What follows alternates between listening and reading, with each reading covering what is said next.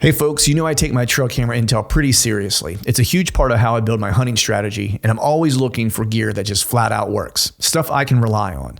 Backed by solid people and the best customer support in the business. That's exactly why I run Tacticam Reveal cell cameras. Whether you're just getting started or you're a full-blown data junkie like me, they've got a camera to fit your budget and your hunting style. My go-to currently is the Reveal 3.0 series with fully integrated GPS. These things are dead simple to set up. Less fiddling, more scouting and hunting. And they run on most major service providers and will automatically connect you to the strongest signal in your area. So no more hiking to the top of a ridge just to realize you've got the wrong service provider. Been there, not fun. Here's the kicker. You don't even need an SD card. That means fewer trips in, less pressure on your spots, and more real-time intel sent straight to your phone. And if you pair it with a Reveal solar panel or a lithium cartridge, you can keep those cameras running longer and spend more time doing what actually matters. Scouting new ground, dialing in a setup, or maybe, just maybe, finally cleaning the garage like you told your wife you would before the season started. Don't just take my word for it. Check out Tacticam Reveal at tacticam.com. Tacticam. Everything you need to take your hunting to the next level. Stay more comfortable, more concealed, and in the stand longer with Oscio gear. Premium camouflage apparel created for bow hunters by bow hunters. Oscio's revolutionary patented camo patterns and innovative features are designed to keep whitetail bow hunters totally invisible and dead quiet. Elevate your game with Oscio. Visit asiogear.com and take 20% off your purchase with code TRUTH20. If you're like me, e-scouting isn't just part of the process, it is the process. And nobody's doing it better than Spartan Forge. This is a veteran-owned company that built the only science-based scouting platform on real GPS collar data and artificial intelligence to predict deer movement. But where it really shines is with their imagery. Spartan Forge now has a high-res UAV coverage for 80% of the whitetail states, down to 5-centimeter detail. That means you can see trails, old logging roads, cuts, even subtle vegetation changes that most apps completely miss. And if you really want to get nerdy, their LiDAR layer breaks right through the canopy so you can see the forest floor. Gives you some visibility to those hidden draws, ditches that big bucks absolutely love to live in. Add in historical wind data and a desktop-only features like Eagle Eye and Cyber Scout, and you've got the most advanced hunting app out there. Start your risk-free 14-day trial today at spartanforge.ai.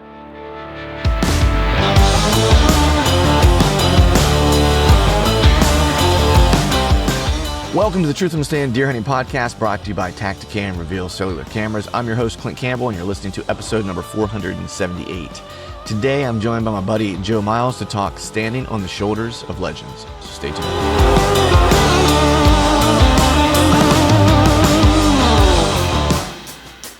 All right, folks, welcome back to another episode of the Truth from the Stand Deer Hunting Podcast. And today, I got my buddy on, you know him, you love him, Mr. Joe, by God, Miles, freezing in the South, which is unusual for him. What's going on, man? Man, not a whole lot. I've got on 2 pair of Oscio base layers, my Oscio hoodie, gloves. It was 19 this morning when Wells and I got to the office for our workout, and I think it's already gotten up to probably about 29 or 30. But we do not know how to deal with this nonsense. Yeah. Look, dude, the silver lining, like beyond, making killer gear, is that you now have killer gear for when this happens, not just hunting. Oh, yeah. Yeah, exactly right. Yeah. So funny. Right before we started, we were talking about Shane, and I hope Shane listens to this podcast, but he has a very unique knock when he comes over to my door and or to my office, and I knew it was him. He knocked on the door and I opened it.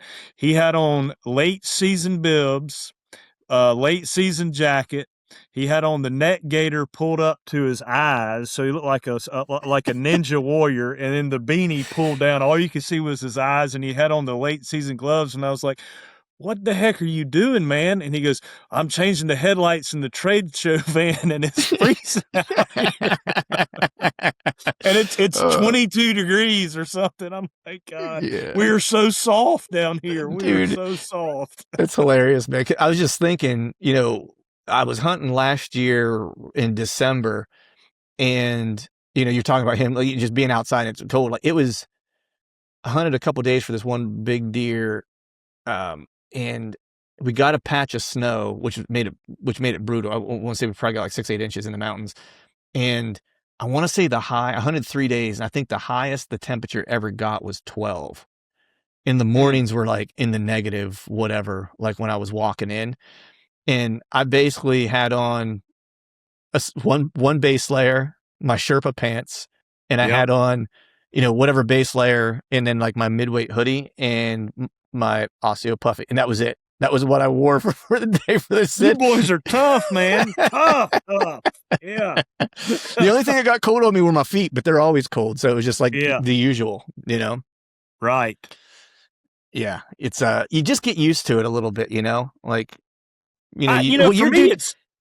Go ahead. I'm sorry. No, go ahead. I want to hear what you're going to say first. No, I was just going to say, for me, the cold is not so bad, and everybody, that's listening to this is going to say, duh, but it's the wind, man. It is like we walked at, like, literally, I've got on like workout sweatpants, and I don't have on a bunch of base layers, and we've got a restaurant right next to our office. We walked over there, and man, we turned the corner and that north wind was coming, and it just, walking over there, temperature's fine. It's just the wind, and that's the whole thing, is being able to cut that wind.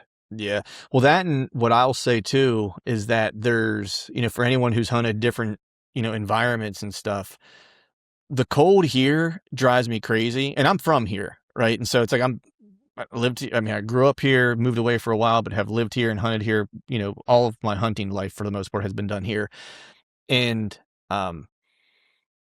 it's the Northeast has this like wet, like damp cold, like there's humidity along with it. And that is, and for me at least, that's brutal, because I can go somewhere like to a plain state. You can go to Oklahoma or Kansas or Nebraska, Colorado, another great example, where it's like you're going to get wind and it's going to be cold. Colorado is a great example because people don't realize how much closer, I won't say closer you are to the sun, it's the wrong math, but like when the sun is out there, it can be cold and be warm at the same time. Absolutely right. And when the wind hits, it's not quite the same. And so I can be in the plains somewhere hunting, because there's plenty of days when I'm out there when I wake up and it's 16 degrees or 12 degrees or whatever it is in a 20-mile-per-hour wind, and it's cold, but I'm like, and I'll consciously be saying to myself while I'm in it, like, this ain't that bad. And I'm like, am I crazy? And I have to be like, am I crazy? And I'm like, well, it's a wet cold usually whenever I'm back home, because it's like we just have a lot more humidity. And that's the thing that drives me crazy, is like, because you feel like you're always clammy and it's just slightly damp and cold and wind. Like, that's the worst. Like, it's terrible. Like, give me that dry wind and cold all day long. I'll take it. Yeah, I mean, my wife and I have done some snow skiing. We'd go out to Colorado, and it'd be March, and there's fresh powder and all that, and we're going up the lift, and here come the 22-year-old sorority girls with bikini tops on, and I'm going, all right, honey, you're up. Let's see that bikini. Right? Yeah. My wife, she don't ski. I took her skiing one time, and she'll kill me if she knows I was telling this story on the podcast. So my wife, like, we were both pretty good athletes, like growing up to a degree, like we're both athletic. Usually it's like, it's something sport related or takes coordination. Like, we're good at. She was a gymnast when she was really young. She was a soccer player. She ran track. She was won a state medal, was really good at soccer. I think she played like intramural soccer when she went to college and stuff. So good athlete. Right. And I took her skiing because I loved snowboarding. So I was like, hey, this is something we can do together. And I had her take like a lesson or whatever, and she had to go like to the kiddie area and take a lesson just so she knew kind of what to do. Because I'm a terrible teacher. I'll be the first one to admit, especially with things that are athletic, because I'm just one of those people that could always just do stuff. Like, oh, you need to throw a baseball? Like, I don't need to be shown. I'll just throw a baseball. Play football? Cool. I figure it out. Like, I just pick that stuff up quickly. And so she was taking a lesson, and she just wasn't very good at it, like falling down, like couldn't do it. Like, and she's like, she ended up crying. Oh no. In the kiddie section. And I'm like, what's wrong? And she's like, I'm good at everything. Like, she's crying because she's so upset that this is like the one thing that she just can't figure out. And so from that point forward, she's like, never skiing again, ever. Done. Like, one and done. One and done. She's like, if you want to go, I'll go. But I'm going to sit at the lodge or at the cabin and drink wine while you go, snowboard or whatever, Yes. right? I'll be right But here keeping the hot tub company. that's right. It's like, but I gave that stuff up because I got so nervous about tearing up my knees and like missing hunting season and stuff like that. Towards like I just don't do it anymore because I'm like, man, if I blow an ACL or something stupid like that doing that, I was like, Yes. I'd be really pissed, Right. So, probably one of the smarter decisions I've made in my life, right? Yes. Yeah, you gotta have those priorities, man. That's right, dude. So speaking of priorities, man, you got in cold, man, you got Winter Strong coming up. That's something you've been doing now every year, right? So tell me a little bit about that, Yes. dude, because that's Fired up. for a fella that doesn't like to get cold or doesn't want to be cold. Yes, that starts Thursday night, and then we we have the whitetail course, if you will, or breakout group with Bert, and I think Bill Thompson's going to be there.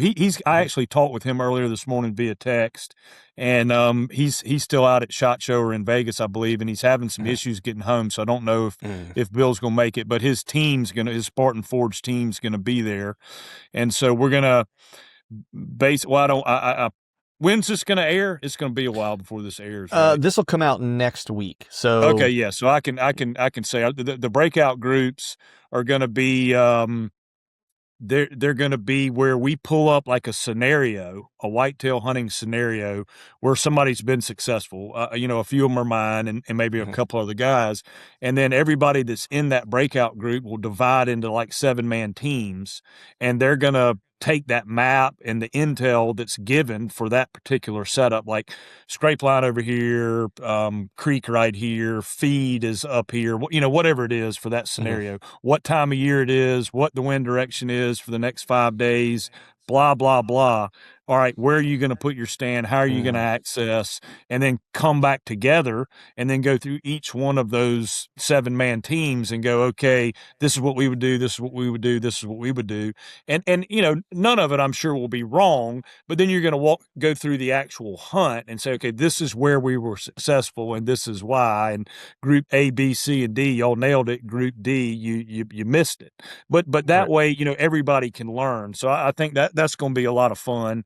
But yeah, it's going to be, I think Friday morning it starts out at 22 degrees. So yeah, it's going to be nice. Yeah. You get, is there a cold plunge involved or anything like that? Oh yeah, there's an early workout, a cold plunge, and since I live right here, I kind of roll in once all that nonsense is I get my cup of coffee and walk into the tent, and I don't even tell Bert. He thinks I've been there the whole time and done all the nonsense. And I just meander in with the crowd. All right, let's talk whitetail. Nice. That's a veteran move, my friend, right there. Oh yeah, I've been around the block a few times. That's right. You gotta just show up whenever the getting's right. You know what I mean? That's right. Yeah, that's great, exactly. Man. Dude, that scenario planning's great, man. Like I love that idea. It's because I mean, not only do the people who are in the teams get to kind of see, because there might be other places where you could have killed a said deer on a hunt or whatever the case is, right?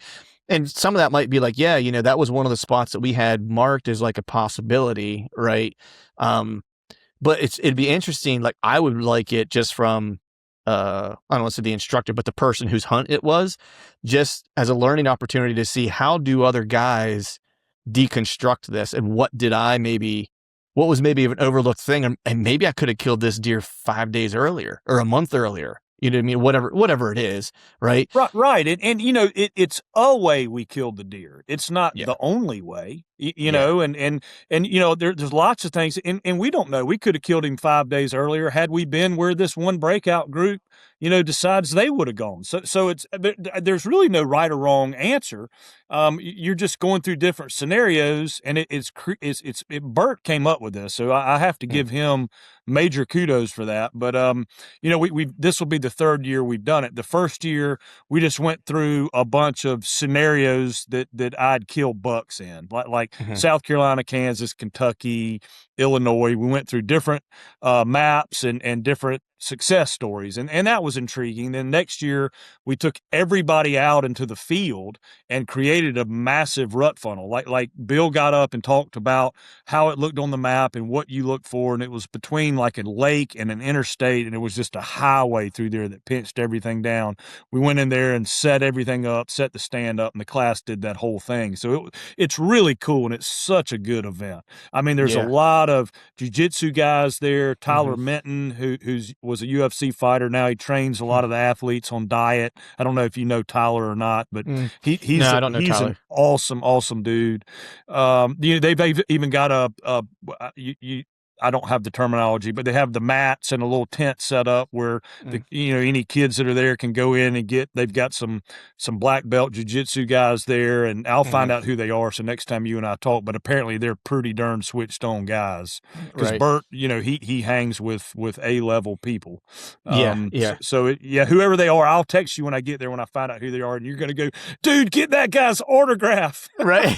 Nice. Yeah. The only other guy I know that is there is Brandon Lilly. Like I talked to him Yeah. some. Yep. And Yep. Brandon's a super good dude. Like, and like you want to talk about high level competitor, right, man? Like in his powerlifting days and stuff. And he's just such a good salt of the earth guy. Like he's one of those guys that I've got to, been blessed to meet a lot of people through the podcast. And he's one of those dudes where I'm like, man, I'm just so glad I ran into that He dude. You know what I mean? is awesome, and he and I stay in contact a good bit. Actually, we're talking this morning as well, and just a super awesome guy. Loves the trad world, Mm-hmm. and that's we can talk about that, and I'm sure we will on this podcast. Mm-hmm. But yeah, he has given me quite a bit of advice and ideas on the traditional stuff, and he works at it hard, man. Yeah, he does. He is type A and he works at life hard. He does an Yeah. incredible job. Yeah. Yeah. Speaking of how's well, I did see you got a new trad bow. Dude, I saw you post that. That's a sweet unit. man, so you know Steve, obviously. Yeah. Yeah. He He is built my bow. Yep, built your bow. He is such a good dude, and he is so OCD and obsessed with things being exactly right. I sent him a message and said, "Hey, I want to dip my Bushman in Osseo."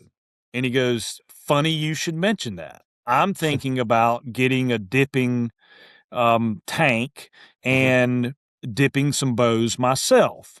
And I thought, all right. And I said, well, I've got a little bit of film here, of Osseo Mm-hmm. film, and I could send it up to you. And he goes, okay, yeah, that sounds good. And so I didn't think anything of it. And he didn't have his tank and blah, blah, blah. Well, like 3 days later, he texts me and goes, Joe, where's the film? And I go, well, you got to build the tank. And he goes, oh, yeah, I did that 2 nights ago. It's ready. I'm Oh. ready to go. I'm ready. I have learned exactly how to do this, and I am ready to dip. I'm like, there's no way you went from not knowing anything to having a tank ready to. He goes, oh, yeah, I've already done samples. I've already gotten some like solid film and stuff, and I'm ready. So I was like, all right, shoot. So I overnighted the stuff to him, and he dips the first one. He goes, this film's old, isn't it? And I said, yeah, it's been sitting in my office for about 6 or 8 months. He goes, yeah, that stuff goes bad. I need new film. I'm like, all right, here we go. So I called the film guy. He's like, yeah, I can get it. Sent it up to him. Anyway, he tinkers with it, gets it dialed, and I had been on the list for a while for Mm-hmm. another bow, and it was a coming up for my time, and I went with that 58-inch tactical super curve. And he goes, I'm going to dip this thing in Osseo, and I've got this military grade finish I can put on it. And he finished it, and I was at ATA, and his buddy Adam Gibson came by the booth, and we were chomping it up about Steve, because he's a Sasquatch man and Yeah. Yeah. Yeah. all the stuff there. And anyway, Adam's like, hey, he's got that bow done, and I'm on him to bring it down to ATA. Long story short, I'll land the plane. So Steve brings the bow to ATA, and we've got Wells and Andrew, our whole marketing team's there. So we did like an unboxing there at the Osseo booth with Steve, and put it all together. And yeah, that thing is so sweet. Yeah, man. He makes such a good bow, man. Like I love my bow. Like Yes. it makes it fun to I mean, I like to shoot in general, but when I got that thing, it was just, it's so fun to shoot. It's It is so, fun to shoot. It is, I shot a longbow for a probably 3 or 4 months just messing around with the longbow, and then I pulled that super curve back out, and at like 20 yards, I was almost Bobby Worthingtoning arrows. I mean, I was wow. grouping them like 3-inch group. I was like, oh my god, you know, that longbow, you got to have pretty consistent good form, or at Mm-hmm. least the one I had. You did. It wasn't super forgiving. Like if I and I Mm-hmm. may have not had it tillered right, and I may have not had the brace height exactly right. So I'm not saying it was the bow. It's 100% me, but that super curve was just so forgiving, and I was like, oh my god, I'm shooting lights out here, and so I was like, yeah, I'm just going to stick with this, and I'm going to keep playing with the longbow. But I don't have the education that I need. I need to just sit down with, a Boyer or like a Joel Turner type guy or somebody Mm-hmm. like that, and just, all right, dude, let's soup the nuts. Explain the tiller to me. Let's get the brace height dialed. Let's get the knocking height right. Let's get the airs tuned exactly right.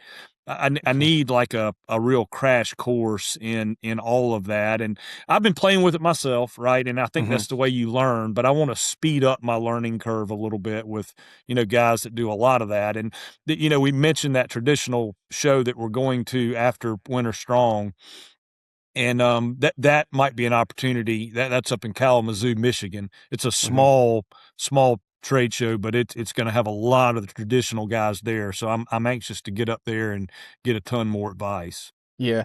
I mean, I'm kind of in the same boat where I feel like I know enough to be dangerous, if you will, Yep. but same thing where I'm like, my brace height, like, is it right?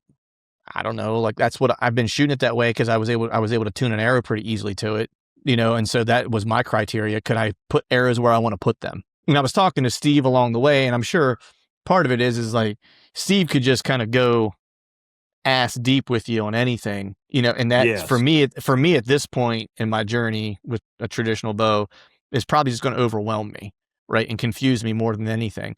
And because he asked me if I was okay with the brace height when I got it, and I said, I'm putting arrows where I want to put them. He's like, then you're good.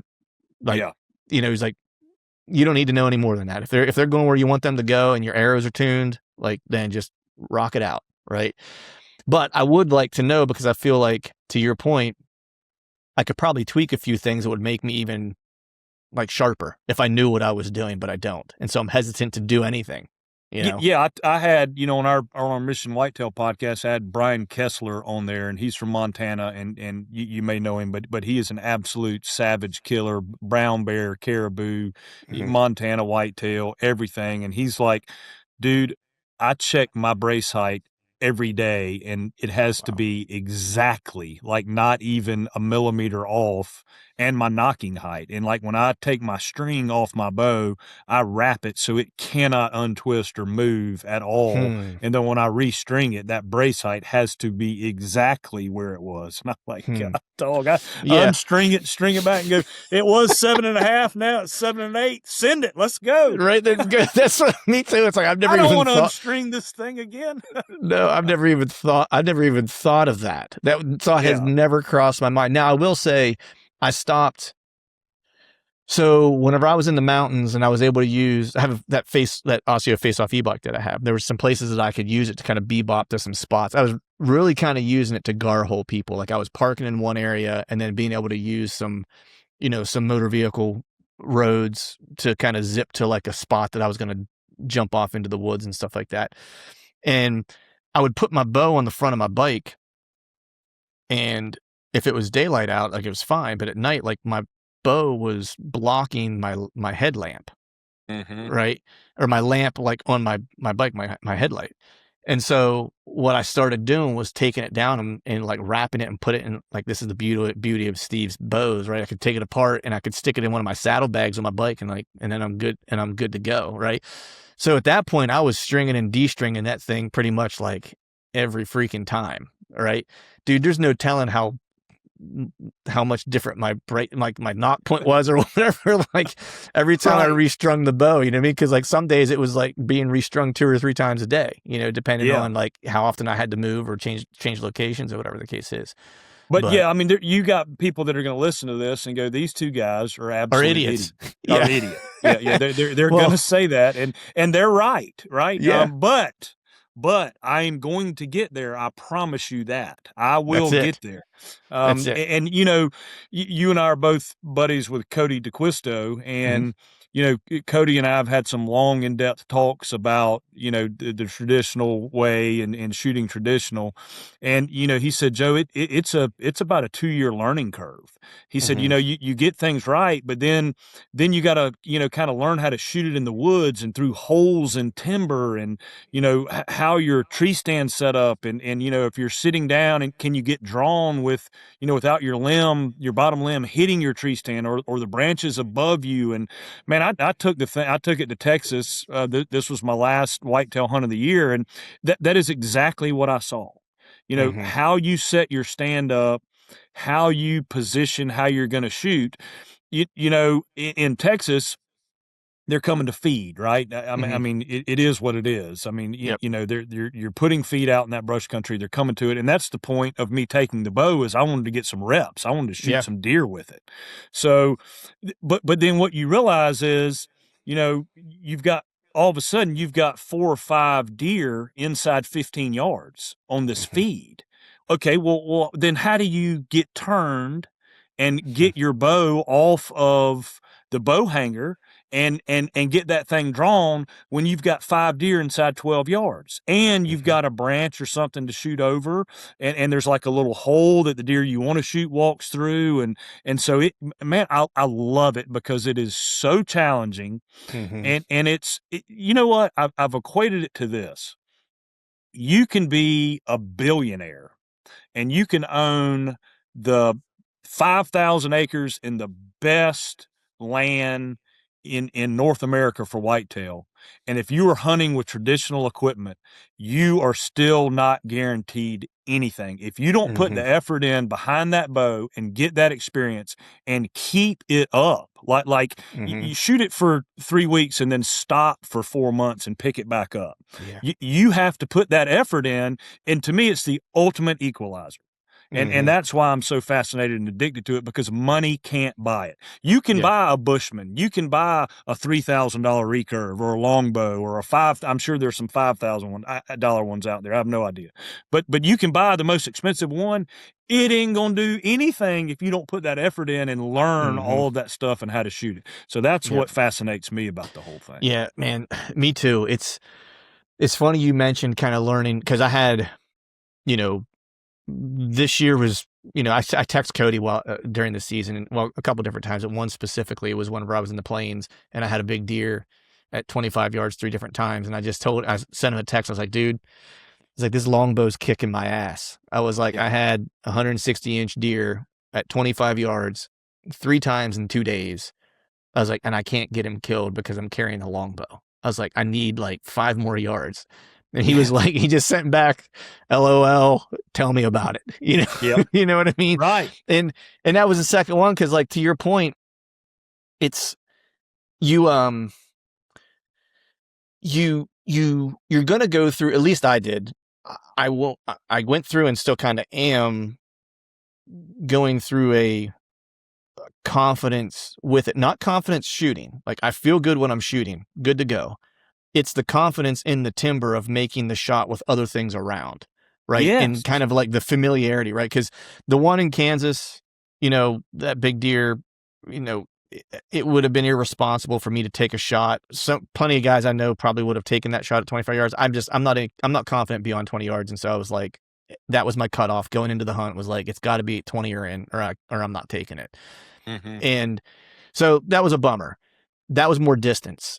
The one in Pennsylvania I had to let walk away was at 20 yards, but there was a branch that was hanging down that I had to shoot under, and I had to turn at the last minute and I had to pick the hole. I mean, I was telling my buddy, I was like, man, with a compound, I was like, I take that shot. It doesn't even register. I just pick my hole and I wait for him, and it happens and I let it rip. Right. I was like, but I happened to catch that hanging branch out of my periphery as I turned and brought the bow around, and I went to draw and I drew, and I'm like, I'm holding him, waiting for him to get to the hole that I need him to get to, and I'm like, I don't think I can get under that branch. I'm like, because I'm thinking about my up and down, right? I had to split 2 trees, which the trees didn't bother me because they were wide enough. They were like, 1.5 feet wide or whatever it was, like to make the shot. But it was that branch hanging down where I was like, man, I don't know how much my up and down is going to be at that point, or if I'm going to get over it and back down, or if it's going to still be coming up and clip it. You know what I mean? So I just had to let him walk away, and it's that infield reps that you just need to get the confidence to go, I can make that shot. And without thinking about it, whether or not you can make the shot or not. Right.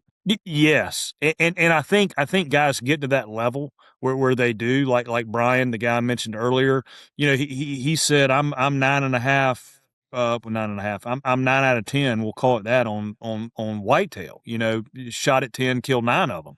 And the other one, I think he hit in the shoulder or something. But so I've killed deer with my traditional bow. I've killed 2 bucks with my traditional bow, and I've missed 1, 2, 3. I've missed 4. And what I have found is, we talk about the compound shooting, and I obviously I killed 2 bucks with my compound this year, no bucks with my recurve, but we talk about the shooting with your recurve, with your compound, and picking a spot, getting anchored correctly, through your peat, putting the pin on it, holding the pin there, and executing the shot. Well, everything is amplified when you shoot the recurve, as far as picking that spot. And if you get buck fever, which when you have the traditional bow, or for me, when I have the traditional bow in my hand, it's almost like I've reverted back to when I'm 16 years old and just started bow hunting. I'm freaking nervous. And it's a nice buck, but if I had my, like you said earlier, my compound in my hand, he is dead. Mm-hmm. And so it's almost like I've reverted back to 16-year-old first time shooting the compound bow, and I've got some buck fever going on, and that's why I've missed is I've gotten a great anchor point, good release, but I'm shooting at the deer, right? Mm-hmm. Versus, all right, he's there, he's stopped. Oh my God, I'm finally going to get to release an arrow, and I send it, and then it goes over his back or under his brisket, and I'm like, that was 14 yards, dummy. You did not pick your spot at all. You shot at the Right. deer. You shot at the deer. Come on. But it's because that buck fever kind of took over, and to me that's exciting too. Mm-hmm. It's I hate to miss, and more importantly, I hate to wound. But it's just an incredible experience. Yeah. Even just carrying it, man. Like I don't know. Like I just enjoyed carrying a longbow this year. Like it just made it fun because I didn't know what was going to I didn't know what was going to happen. To your Yeah. point, I'm like, all right, if I see a deer, like, and I want to shoot it, like, can I? Because I drew on one in Kansas, one that I probably should have let the arrow go, but I thought I was going to have another opportunity at that bigger deer, so I let him walk 15 yards. Would I hit him? I don't know.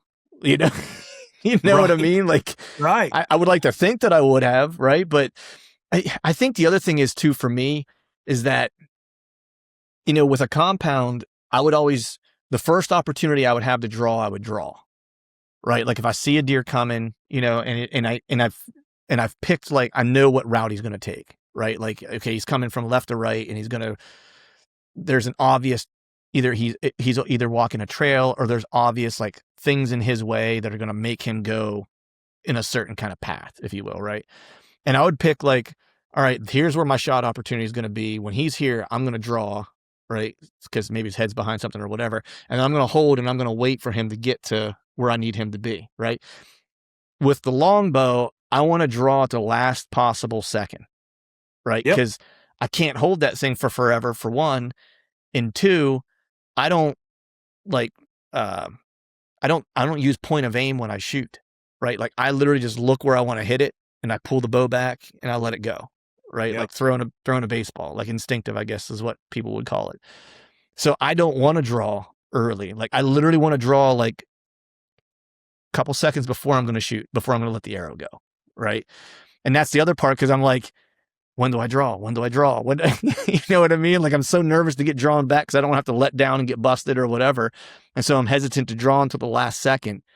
You know, that hasn't bit me yet, but I imagine that it's going to, you know, but yeah, it just, man, the whole thing, it's just reinvigorate. You know, I wish I'd done it sooner. yeah. You know, I wish I'd jumped into this 5 years ago, and it never really crossed my mind. And you know what sparked it? This is so vain and materialistic, but this is maybe vain's the wrong word. Materialistic is the right word. So I went to one of the whitetail road shows in Iowa up at Andre's farm, Mhm. and a guy had a Bushman longbow. No, a Bushman Super Curve, one of the Xiphos in there with some traditionally fletched arrows on some on carbon arrows, and you know they were all feathered out and had the wraps and the string on that longbow was like some custom string, or excuse me, it was the recurve. And I asked him, I said, "Man, can I hold that?" And he handed it to me, and I was like, "This is the coolest looking thing." Yeah. You know, I always had in my brain, like, you know, traditional bows. It's old school wool and red flannel and the funny Robin Hood hats and you know kind of that old man type thing. Well, I saw this and it was like, all right, this is modern badassery, and Right. I gotta get in on this. So as if you want to call it vain, if you want to call it materialistic, whatever, that's what started me down the traditional road, was how cool that bow looked. Right. So Yeah. that's an honest assessment of how I got started. Nice, man. Yeah, I think mine was just I always kind of had the idea. I mean, I think I mentioned this before. Like, so I had hunted with one a full season probably 15 years ago, and it was just miserable, like terrible. You know what I mean? Yeah. Like where I was hunting with it, but I hated it. You know, where I was like, yeah, I'm gonna go out and sit today. Not gonna kill shit with this thing. You know what I mean? That was kind of like Yep. my mentality. You know.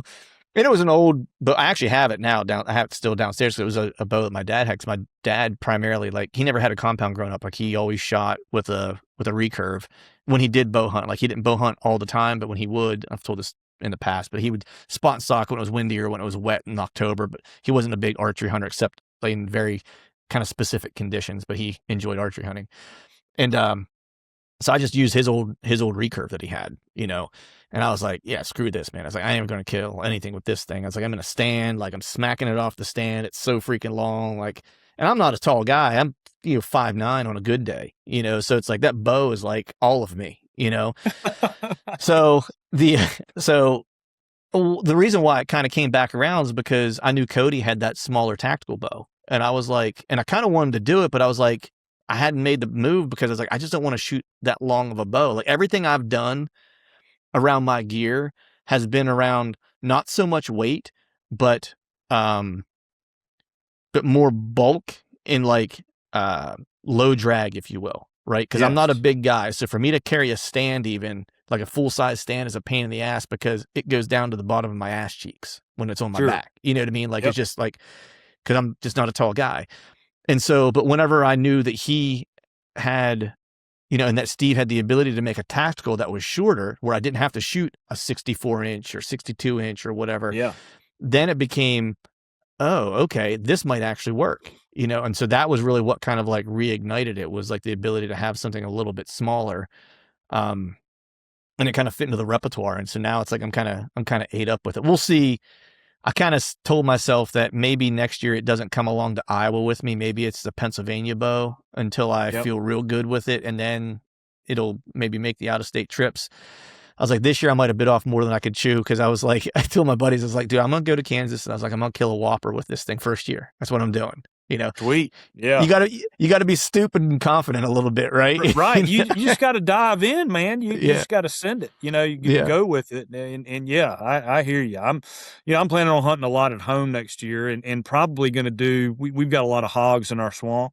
So I'm probably, once we get kind of through this trade show season and get into turkey season, I'm going to hunt a bunch of these hogs, do some spot and stalk and some tree stand hunting for these hogs and try and shoot some of them, over the spring and summer before we get back into whitetail. But I'm going to chase a bunch of these swamp bucks around next year. It's kind of my plan. Do a lot here at home. Nice. Yeah.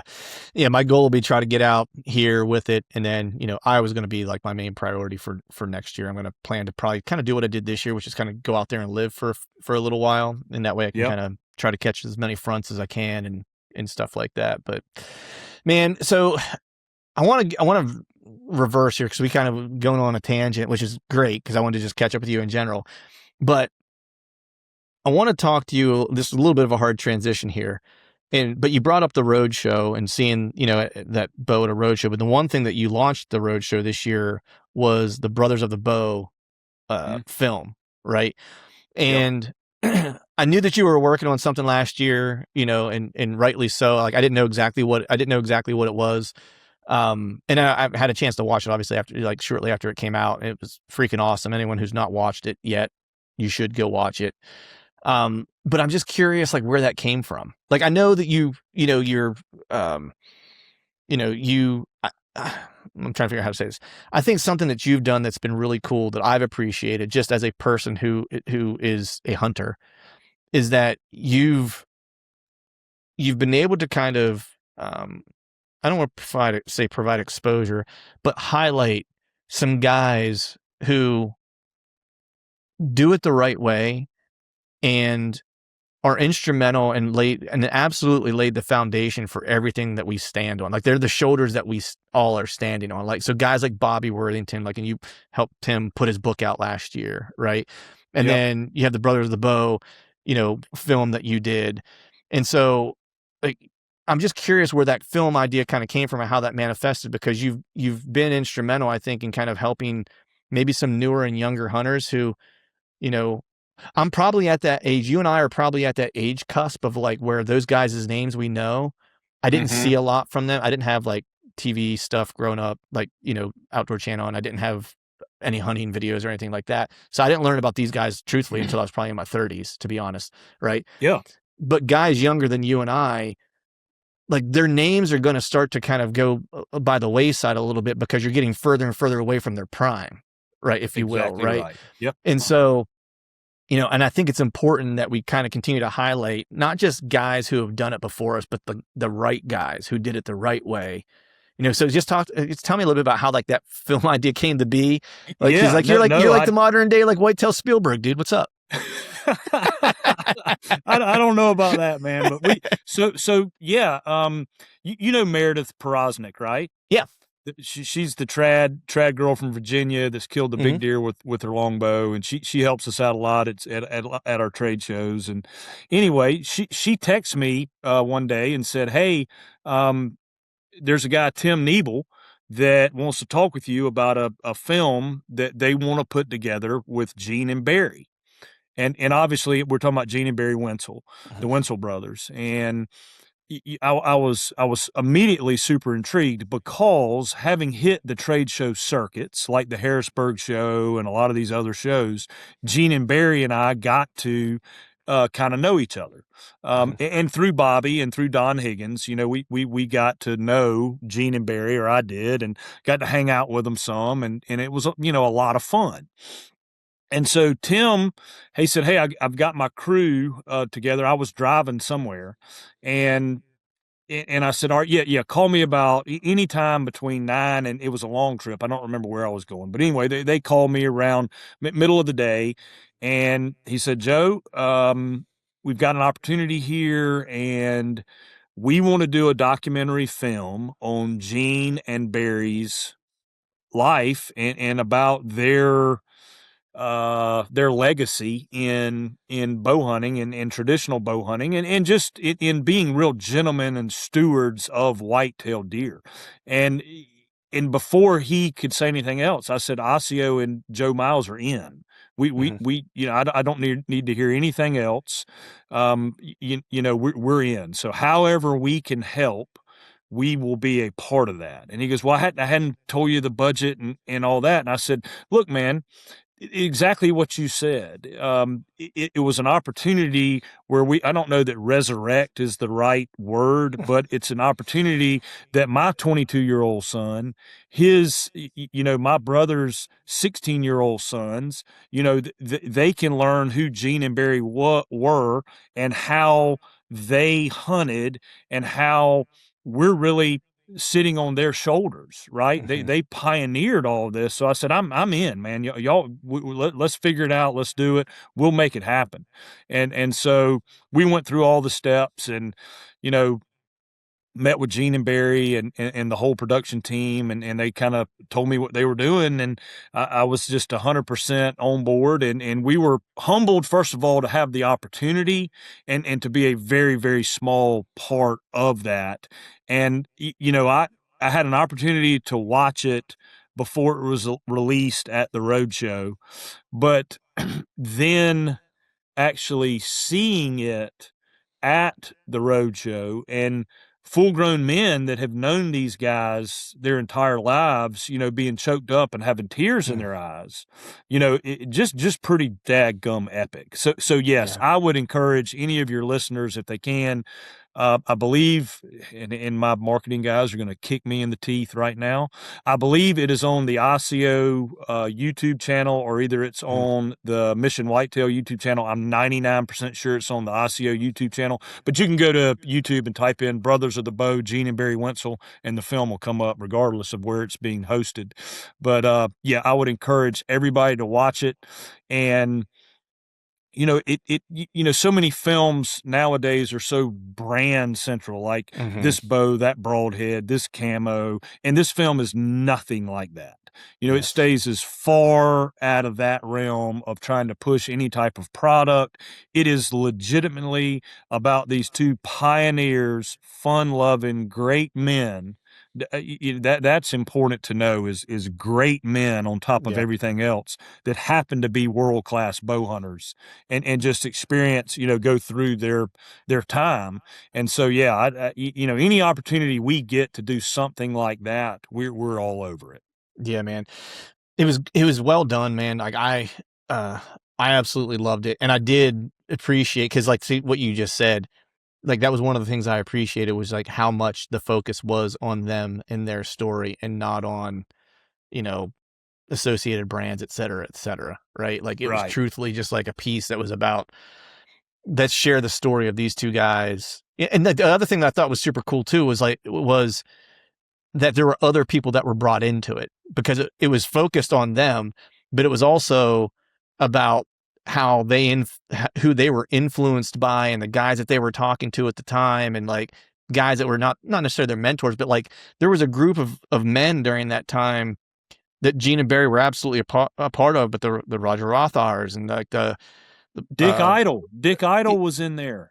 I mean, and I'm forgetting gosh. the one guy's first name, Kennedy, last name Kennedy. Was that? Am I thinking? Brian Kelsner was in there. Yeah, he was in there. The guy that did the old eagle tree stands, and oh man, I was in panic mode. I'm like, we're sitting here at Lone Wolf Custom Gear headquarters, and we're talking about another company that had a tree stand, but thank goodness it didn't go too far into that. And Cody actually, he called me after it was over, and he's like, dude, dying breed bow hunter, this is what it is all about. Thank y'all so much. I said, don't thank me, man. Thank the Wenzel brothers. They're the ones that did it. Yeah, man. What was the feeling like? You kind of mentioned it, but I want to talk a little bit more about that. Like the feeling of like in the roadshow when the film was shared, right? Like what was, because I mean, if I were you, and I don't know how, like, and I had already seen it, like I would have been watching people's reactions, right? Because I would want to see like how this is affecting them, right? Like what is the sense of like, do people get, what these guys what they, I don't want to say what they built, but like what they've kind of created for us to a degree, right? Did the gravity land on them? Probably the most interesting thing and I guess rewarding thing was it was probably, it had been a long day. And there were probably, let's call it 300 people at the roadshow that day. The film didn't really get started until 6:37 at night after dinner, and there were more people there then than during, that had come for that film, Mm-hmm. right? And everybody that had partaken for the most part in the roadshow that day stayed. So this is a pretty substantial crowd. Mm-hmm. When that film was over, nobody moved. People didn't get up. Like you watch a movie at a movie theater, people get up and they scurry on out the door. They want to beat the traffic, whatever. Dude, it was fellowship. Wow. Everybody stayed, everybody talked, everybody went up and shook the Wenzel brothers' hands. I mean, we had like a 5 a.m. flight, so Andrew and Wells are kicking my butt. They're like, "We got to get out of here. We got to get out of here. We got to get up at 3:30, and it's 10 o'clock. We got to go." I'm like, "I can't. This is too good." Right. Yeah. Yeah. So just amazing that everybody there obviously gets it. And if they spent the time, first of all, to come to the roadshow, but then second of all, to watch this film, it was their Graceland basically. And so Yeah. that was really, really cool how when it was over, nobody left, Right. nobody moved other Right. than to stand up, shake hands and fellowship. So that was really Wow. neat. That's awesome, man. Like, I'm curious, we hear a lot about, literally like the podcast I'm releasing tomorrow that Chad Sylvester and I did was talking about, if hunting has been watered down or not, right? And our general consensus, he and I both, was that yes, it has been. Like for the general public, like we said that there's a group of people, like our view is probably biased because of the people who we interact with most frequently, like our circle, our diehards, right? Mm-hmm. And so the people we typically talk to that we're friends with and stuff like that, we probably can't say that is the normal kind of approach to hunting, right? To where it's not watered down for the guys that we know and talk to, right? Because like they're go-getters, like, right? They're diehards, right?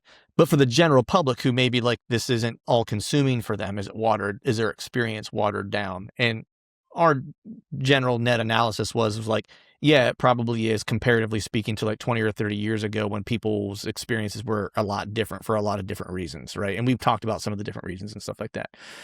So my question to you is, do you think that there is a world where hunting not becomes, because I don't think it's ever going to be the same. It can always be different, but be as good or be as authentic as the way that guys like Gene and Barry kind of created or showed it, if that makes sense, right? I'm like, is there a way that we can get more of who they are into today's hunting? I guess is one way to say it. I think it's oozing at the seams for that to happen. That's my take. I think hunting, especially for the younger demographic, if you will, it's gotten so much, I'll call it easier, right? Than when Gene and Barry were coming up. It was very, very difficult. The weapons, the technology, the know-how, they were learning as they went. And now there's so much more knowledge, floating around through YouTube or podcast, and so much more technology and weapons and systems that you can use to locate deer. And obviously not going to go down that rabbit hole, but I think the industry is absolutely oozing to get back to that. And I swear I think the pendulum is going to swing that way. Right. I really do. I can remember it's almost like we're at a flashpoint where people are going to start rejecting the easier route, right? Like, yes. Well, I mean, obviously we see a lot of comments in the especially in the bow hunting space, being in the business that we're in, and it's almost like the guy that has the big managed farm that kills the 200-inch deer, one every other year or whatever. He's to a lot of guys, it has almost become the enemy. mm-hmm, It's so weird to me, but because I see both sides of it, and not to get into that philosophy, I'll circle back here, but the guy that has the big farm and worked his tail off to get the money to put in the habitat and do the work, and he's rewarded with the deer, and he hunts his ass off just as hard as everybody else. mm-hmm, And yes, it's a private piece of property that he gets to hunt and he gets to enjoy, and he put all the effort into it. Flip the coin over to the guy that's hardcore public, like we'll throw a Johnny Stewart out there, right? That mm-hmm. goes in and does his thing and kills deer, and he's 100% on public land and shoots nice bucks, and the two completely different ends of the spectrum. And I just feel like that it is not that it's going to necessarily get away from the guy having the private land, but I think you're going to see more and more of going back to the traditional ways of doing things. Like maybe you stop running 50 trail cameras, maybe it's one or Mm-hmm. two or none. Maybe you go from a 300 Win Mag to a compound bow, or maybe you go from a crossbow to a recurve. Maybe you go from a recurve to a self bow. I think you're going to start seeing more and more of that, Mm-hmm. and I think it's exciting because. And we could get into a deep philosophy on why we hunt, right? Yeah. But I think modern day, we hunt for the challenge and the enjoyment and the camaraderie. But when you put the word challenge in there, then you really have to challenge yourself. Mm-hmm. And you're and what does that mean? Challenging yourself? Well, you're challenging yourself, but you're challenging that deer as well, and you're wanting to challenge both your wits on equal footing. That deer Mm-hmm. doesn't have the opportunity to throw that trail camera out there and get pictures of you coming in and out of the gate or whatever it may be. Right. He might be bedding right by that gate, and he hears it open or within Right. earshot of that, and he learns that, and then you can crawfish him on that, and park outside the gate and sneak in, and he doesn't know you're there. So you Right. can play that game where it's more of an equal playing field, and I love it. Yeah. I love personally, I love the challenge, which is why really early on in life I got into the bow hunting side of things, because it was such a challenge. And not to date myself, but we didn't know what a trail camera was. And I'm not crapping on trail cameras. I love trail cameras. I Right. run lots and lots of trail cameras. I mean, if I pulled up my Wise Eye and my Spartan Feed right now, I would embarrass myself with the number of trail cameras I have out there. So I'm not sitting Right. here, saying that. But the question was, do you think it's ever going to revert back to some of that old school hunting? And I would say 100% yes. And I think it's our job, and guys, you're listening to the podcast, don't take this the wrong way.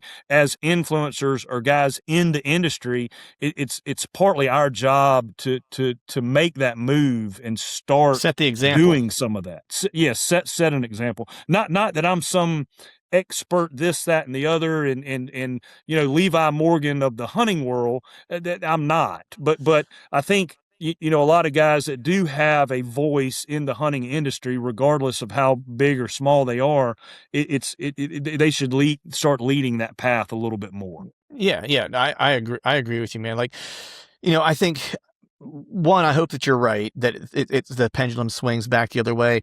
And, the whole people who hunt public and have issue with people who have private land, like that to me is just ridiculous. And I think, at least for me, I think I've noticed a little bit of that temperature go down some, because I think what people realize, or what they need to realize, is that you work really hard on public a certain way. The guy who was able to buy a farm worked really hard in a different way. right? Like it takes a different type of discipline to be fiscally responsible to get yourself in a position to do those things, right? Like, Sure. and I think that like, I think the have and have not kind of like approach to things or thinking of things is academically lazy, right? Yeah. Like at least for me, right? Because like there's as a person who aspires to one day maybe own a piece in the Midwest somewhere, right? I can tell you it's hard, right? Like I'm having to work a whole different way to think about how do I do that? How do I make that work, right?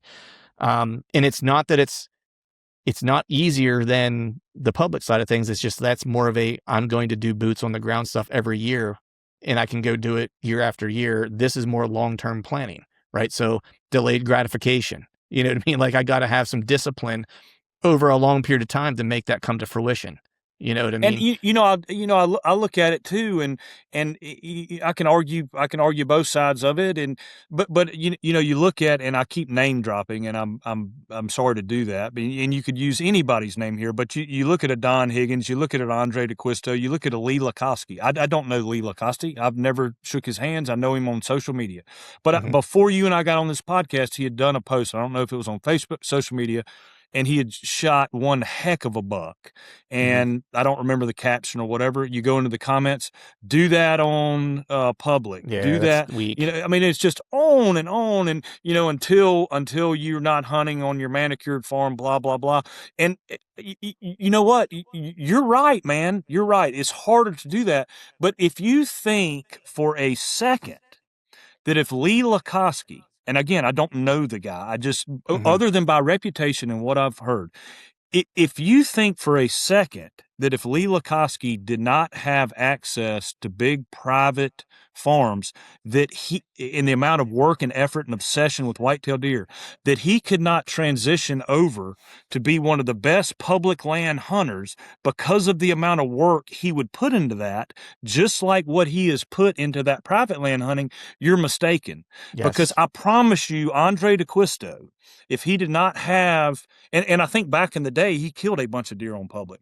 He did, and so did Lee. That's where Lee started. Lee's from Minnesota, if I'm not mistaken, and I think he started hunting if you public. don't think those guys could spend the effort that they spend on private, setting up their farms and doing that, and taking that same work ethic and mentality and deer knowledge into a public setting and be as successful as the top public ground hunters, you're mistaken. You're mistaken.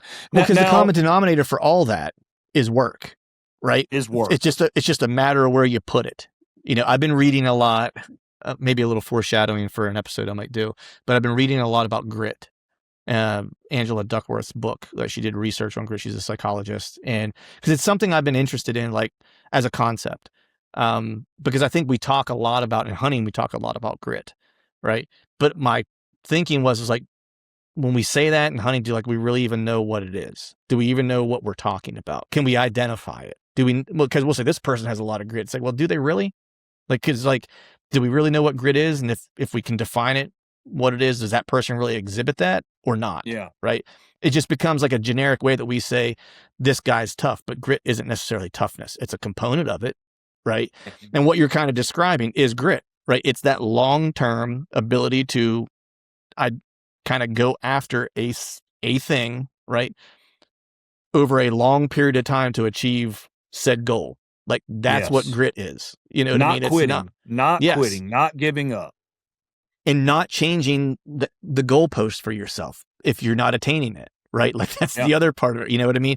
And so you're 100% right. It's like those dudes have a work ethic and an approach that if they just put that, you could take anybody like that. It's the same reason why you look at professional athletes, like that are really, really it's not a surprise that Tom Brady is going to be successful in his post athletic life.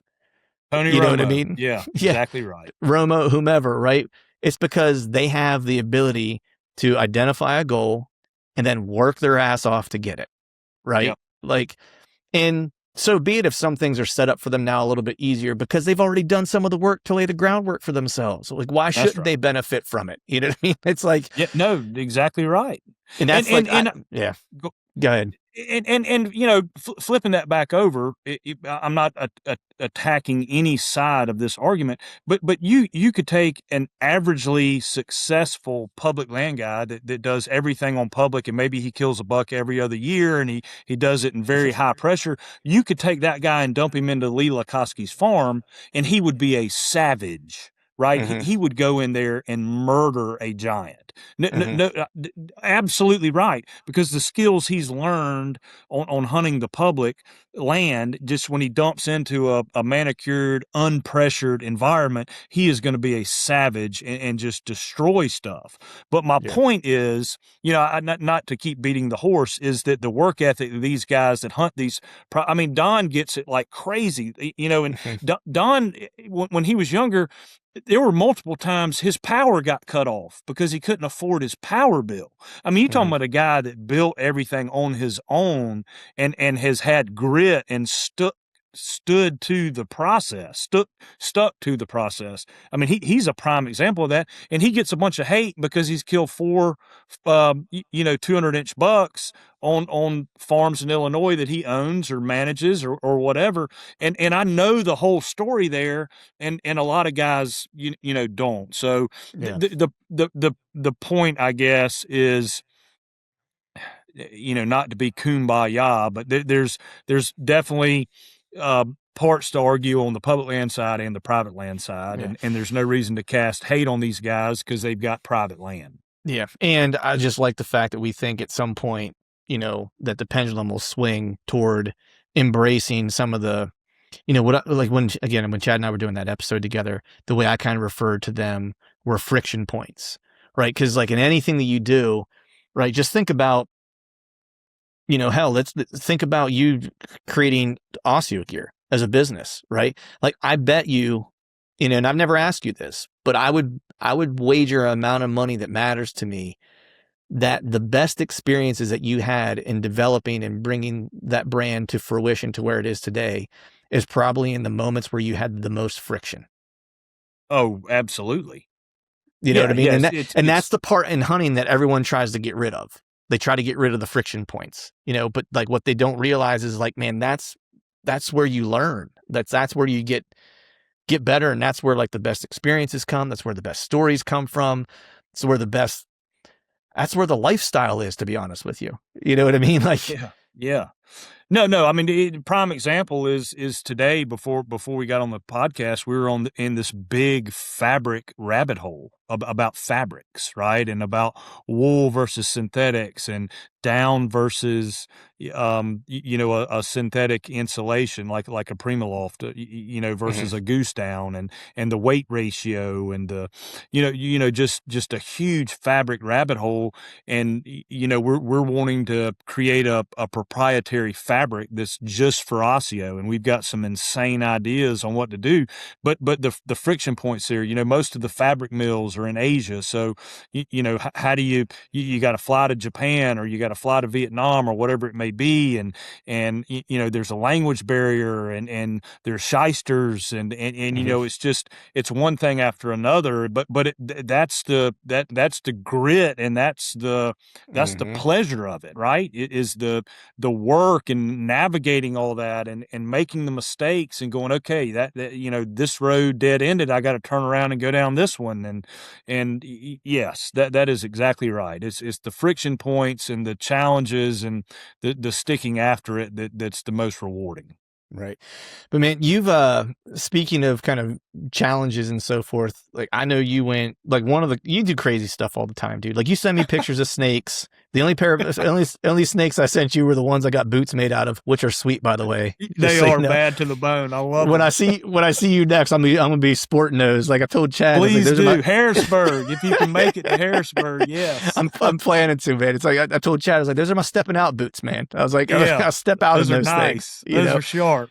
But you send me people don't know this, but Joe sends me pictures of poisonous snakes, especially whenever he's in Africa somewhere where I know there's poisonous snakes, because he knows I hate snakes. But you did like one step crazier where you were legit hunting the Black Death, dude. Like that's oh yeah, that's bananas. Like, is that your first like cape? Was that your first Cape hunt or? No. So I worked over there for 7 years. I don't know if you and I talked about. Yeah. We knew that. Yeah. So I worked over there, and I shot a few and guided quite a few of them. But that was my first time in that western part of Tanzania, and that was pretty dadgum awesome. It's as wild as it was 1,000 years ago. I mean, it was incredible. Man, what is the like how, like, I mean, you hear people talk about it, like, you know, how dangerous it is, but you're the only person who I know who's hunted that. So, like, how legit dangerous is hunting Cape buffalo?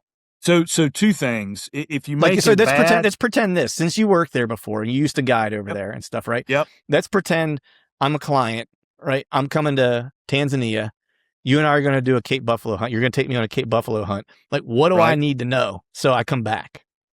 Yeah, so exactly right. So the first thing you need to know is that Cape buffalo has the largest adrenal gland of any animal. So when they get adrenaline through their body, really the only way to kill them is to break their spine or to brain them. You can shoot them 5 times through the lungs, and they're going to keep moving. Their adrenaline gland is so big.